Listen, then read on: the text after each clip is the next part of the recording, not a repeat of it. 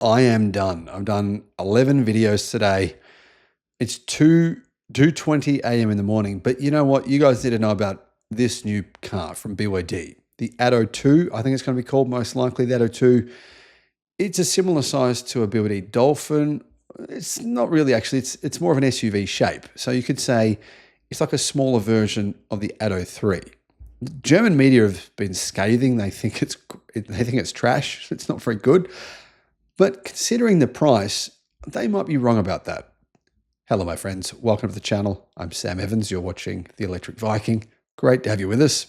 I'm actually planning on going to China for a BYD tour of their factories and hopefully seeing their new Blade Battery 2.0, the new versions. There's 2 new versions. That's meant to be happening in March. So stay tuned for that. Make sure you subscribe so you can get some updates on what I think about their technology in China. The new Atto 2, it's coming to Europe, it's coming to Australia. I'm guessing other countries like Thailand would be on the cards as well, the UK too.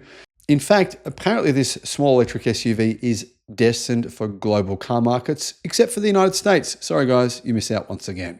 In China, this vehicle is called the Yen Up, and apparently BYD has applied for the trademark of Atto 3 Up. Atto 3 Up. Guys, BYD, if you're listening to this video, don't call it the Atto 3 Up. Imagine how confused people will be. I bought the Atto 3. I bought the Atto 3 Up. What? You went up somewhere? What? Yeah, anyway. The Atto 2 is a smaller version of the Atto 3. In fact, it's a pretty small SUV. Prices are starting in Europe from 30,000 euros. Not really all that cheap. I mean, that's what, 50,000 Australian dollars? That's the entry-level version. If you don't want the entry-level version, you can buy the Boost version. That costs 32,000 euros. So, yeah, I mean, the prices would be cheaper if there were no taxes on BYD's cars. I mean, BYD is having to pay 30% tariff on these cars. So you can see why the price is 30,000 euros, not 20,000 euros. The UK range will come with a Boost grade, which adds a large touchscreen, a 360-degree camera, and also a larger 50 kilowatt hour battery. In Europe, the standard version has a 45 kilowatt hour battery, which is, not going to give you a whole lot of range. I'm going to guess from the numbers I'm seeing, the range from that 45 kilowatt hour battery probably be around about 280 kilometers. The bigger 50 kilowatt hour battery might be around 340, 350. To give you some context on price though, a top-of-the-range BYD Dolphin hatch in Europe is 36,000 euros. A BYD Seal is 48,400. So what would the prices be here in Australia? Well, if you translated those to prices here in Australia, they'd be about, they're not being, close to $50,000, but I don't think that's going to happen here. I'm going to guess that this will probably be priced at around $30,000 Australian dollars here. And that's about 20,000 US dollars. The key reason, we have no tariffs on Chinese vehicles whatsoever. None. Zero. We actually do have tariffs on European cars, 5% on European cars, but nothing on China's. So this, when it comes to Australia, could be the cheapest EV here in Australia. Now, technically, Europe's entry-level 45 kilowatt battery is said to get 312 kilometers of range. I think in the real world, probably not. The flagship grade, they say, is going to get a 60 kilowatt hour battery, and that will have 420 kilometers of range. Now, apparently the 50 kilowatt hour battery is rated for 340 kilometers of range. So in my opinion, the one to go for if you can afford it, if you like this car, is the 60 kilowatt hour battery for sure. So those smaller battery packs are going to get a 130 kilowatt front mounted electric motor, which will give the car the ability to do 0 to 100 in 7.9 seconds. The Atto 2 is 4,310 millimeters long. It's actually a pretty similar size to the Volvo EX30.